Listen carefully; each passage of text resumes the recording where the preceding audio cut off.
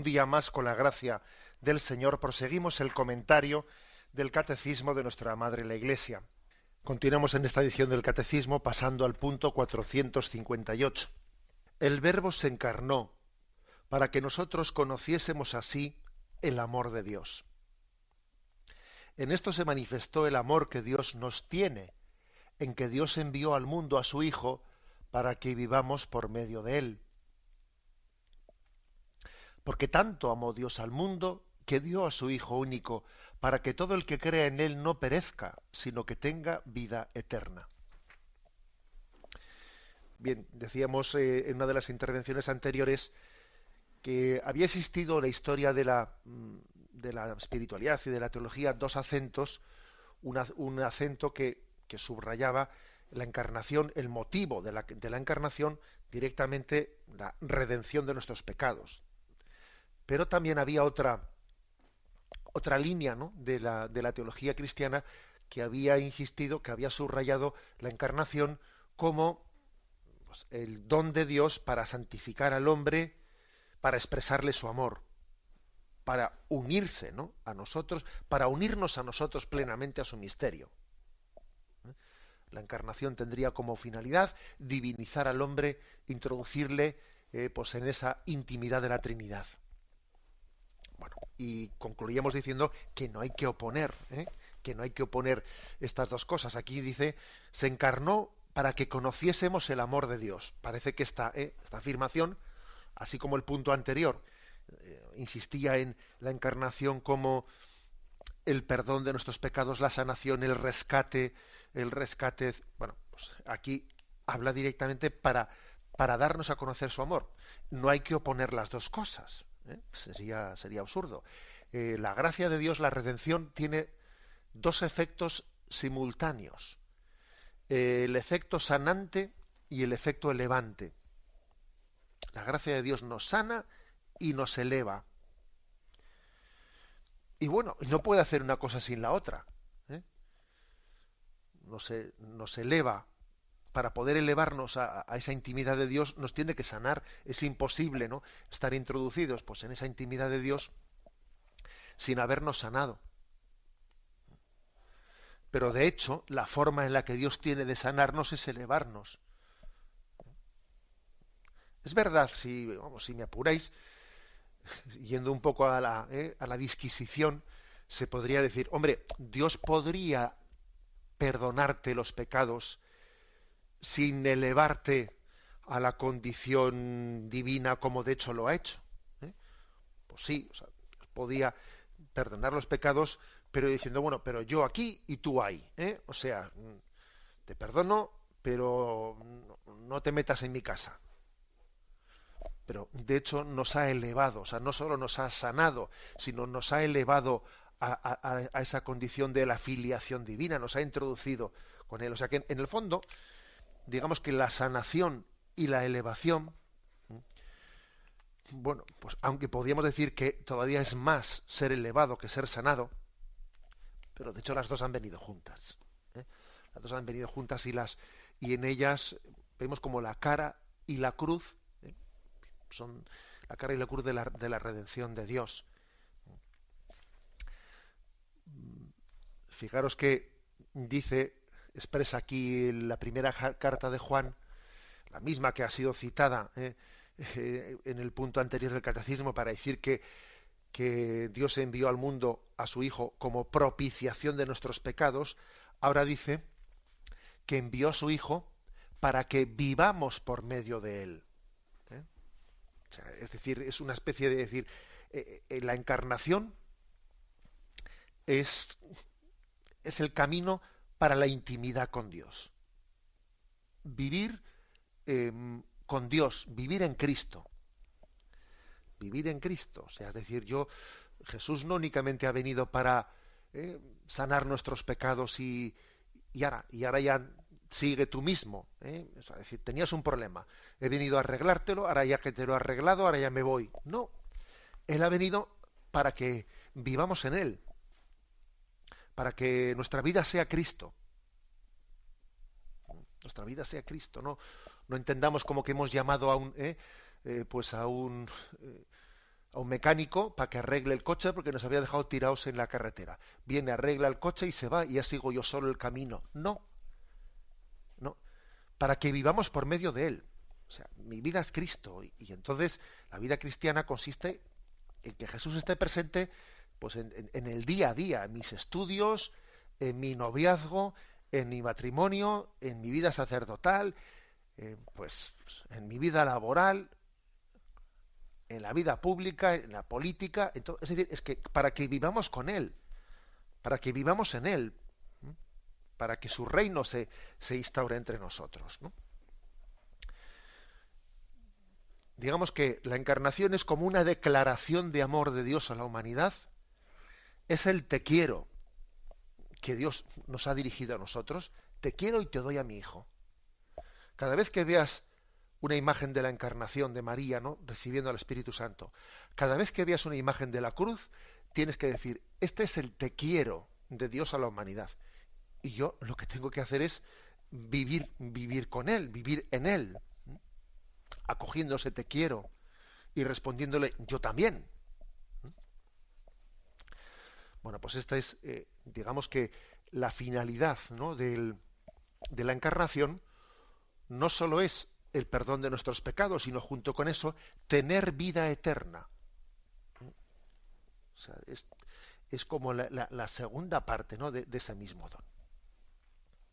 Pasamos al punto 459 que se dice, el Verbo se encarnó para ser nuestro modelo de santidad.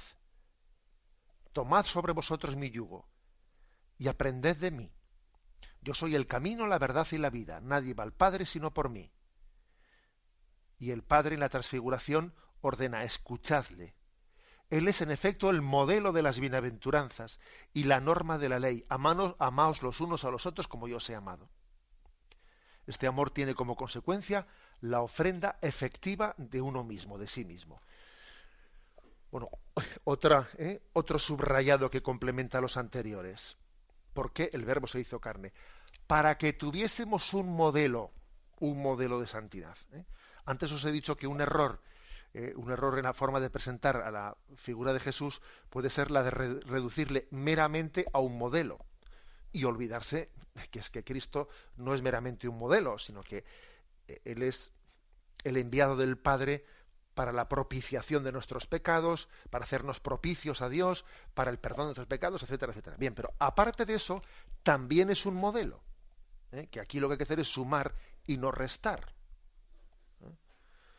Es un modelo de santidad. O sea, el hecho de que Él nos haya salvado tomando nuestra condición humana, tomando nuestra carne, hace que Él es visible sea visible para nosotros, sea conocible, le podemos conocer, le podemos ver, le podemos escuchar. Y entonces el seguimiento de Dios se pone también a nuestro alcance. O sea, no es...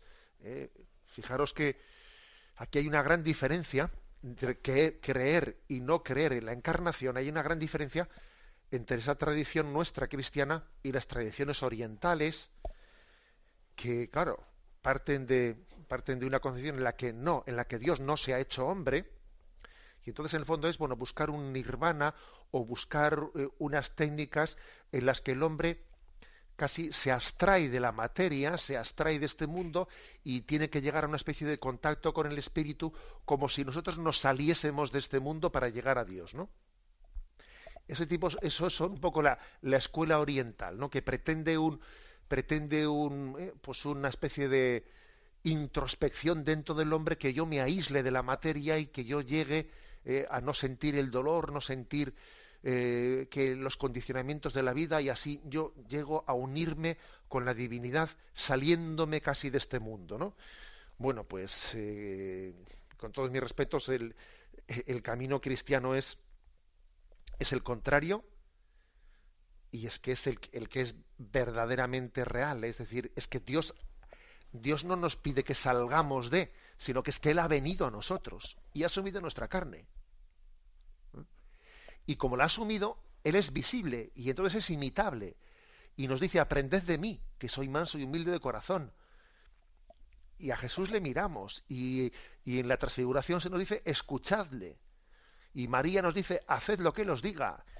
O sea, porque ha hablado, porque su palabra se ha revelado y nos ha dado un ejemplo de vida y ha formado y ha fundado su iglesia, y etcétera, etcétera. O sea, que no es una evasión de este mundo, sino que es la consecuencia de que Dios viene a nosotros y se convierte primero en nuestro rescatador, en nuestro libertador, ¿no? Pero además también en nuestro modelo de seguimiento.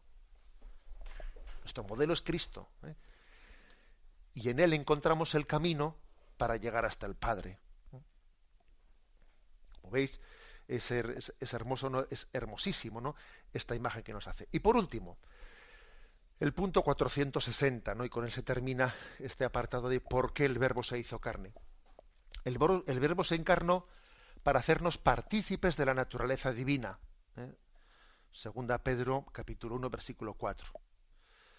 Porque tal es la razón por la que el Verbo se hizo hombre, y el Hijo de Dios, Hijo del hombre, para que el hombre, al entrar en comunión con el Verbo y al recibir así la filiación divina, se convirtiera en Hijo de Dios. Es una cita de San Irineo. Y otra de San Atanasio que dice, porque el Hijo de Dios se hizo hombre para hacernos Dios. Y otra cita de Santo Tomás de Aquino, el Hijo unigénito de Dios, queriendo hacernos partícipes de su divinidad, asumió nuestra naturaleza humana, para que habiéndose hecho hombre, hiciera dioses a los hombres.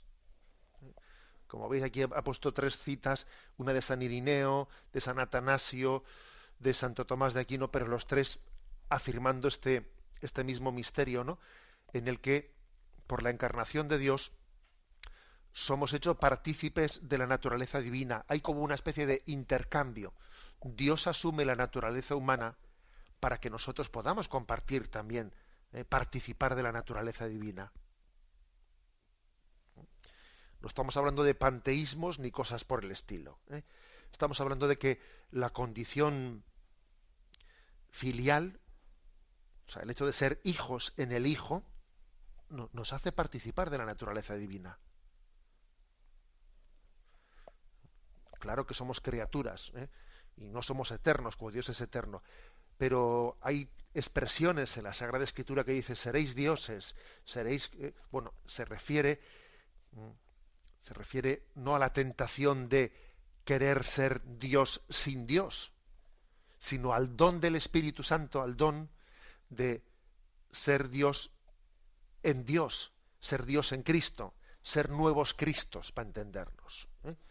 A eso se refiere ser partícipes de la naturaleza divina. Y así, de esta manera, pues estamos completando la respuesta a esa pregunta, ¿no? ¿Por qué el Verbo se hizo carne?